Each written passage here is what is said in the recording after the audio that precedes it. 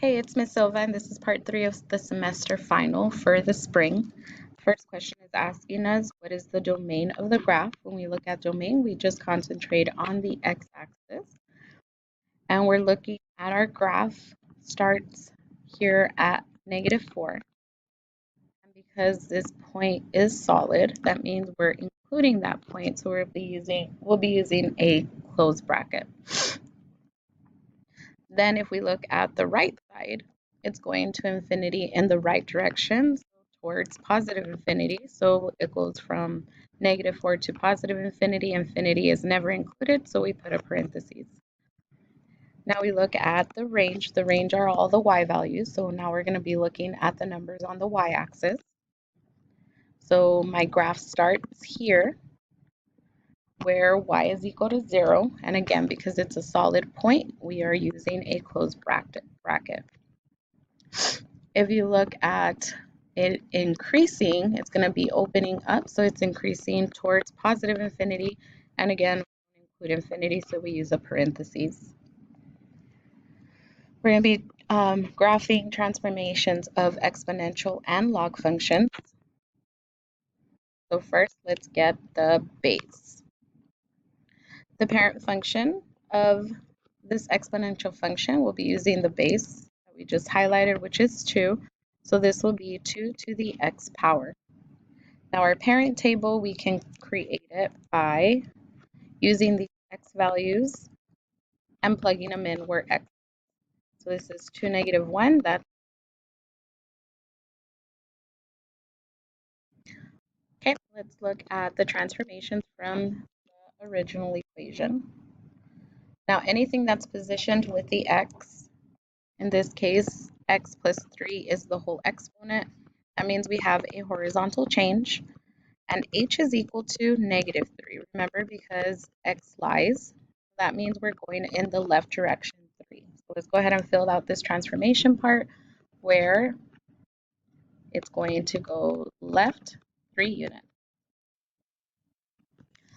Then we continue on to anything that is not joined with x, like this +4. This +4 is a vertical change, and because it's positive, that means we have our k is equal to 4, and it's going up 4 units. So that's the next thing we'll put in transformation, up 4 units. And then lastly, we have the negative that's in front. All the negative does, no matter what the function is it reflects it over the x-axis.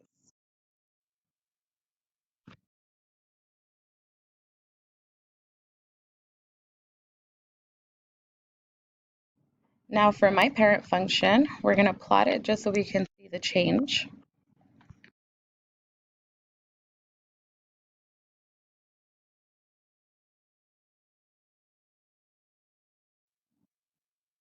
And the asymptote starts at y is equal to 0.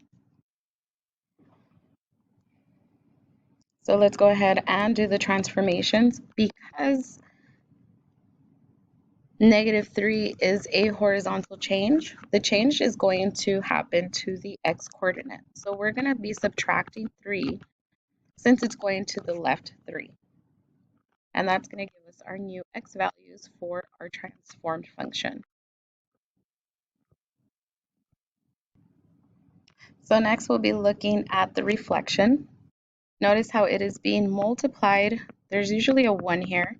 We're multiplying -1 times the parent function of 2. So for all my y values, we're going to be multiplying times -1. Now because that's not the only vertical change that is occurring, we're also going to be adding 4 to that y value. So we're going to flip it, and then we're going to add 4. So we're going to add 4 to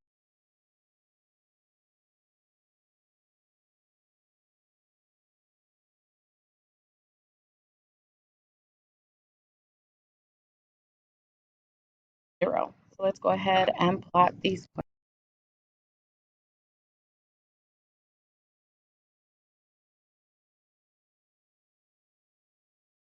And then after we plot those points, because our graph is moving up 4, our asymptote also moves up 4. So we're going to move our asymptote up 4 units as well. So that gives us our equation for my asymptote.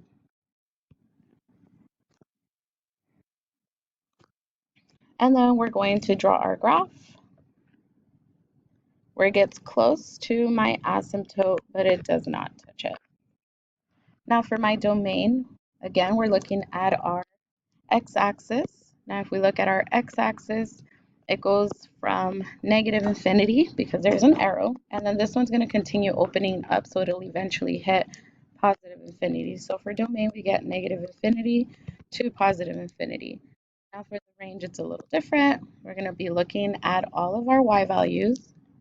Now, although this does go to negative infinity, approaches negative infinity on the y's, if you notice, we're being blocked by my asymptote at 4. So the range is going to go from negative infinity to positive 4. And because you cannot touch the asymptote, we need to use our parentheses. We're going to do the same thing now for our log function.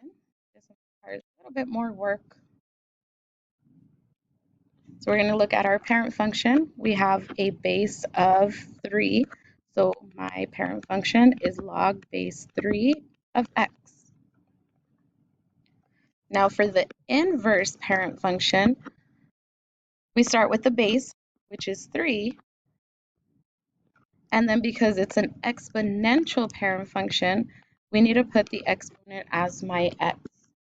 So again, we're going to be doing the same thing as we did in the previous one. Wherever we see x, we're going to plug in these x values. So this is 3 to the negative first power, that's 1/3, 3 to the 0 power, 3 to the first power, and 3 to the second power. Once we have our inverse parent function, we're going to switch the x and the y because that's what will give us our parent function for our log. So we have 1/3, -1, 1, 0, 3, 1, and 9, 2. So let's look at the transformations.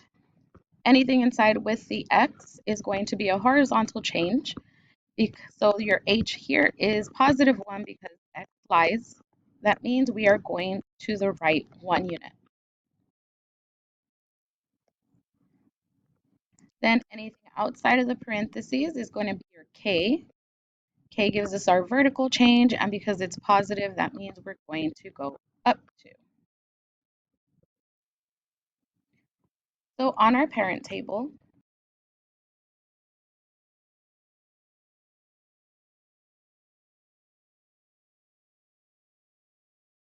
up 2, we're going to be adding 2 to each y value.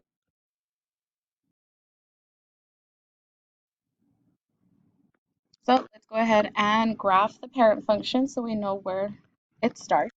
Our asymptote is vertical for this one, so we start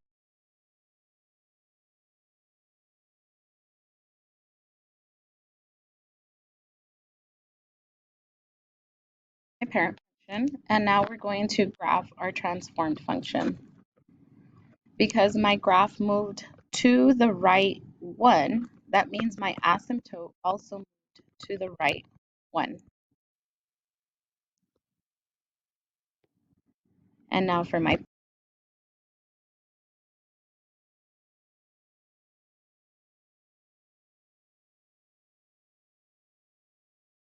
but it never touches it.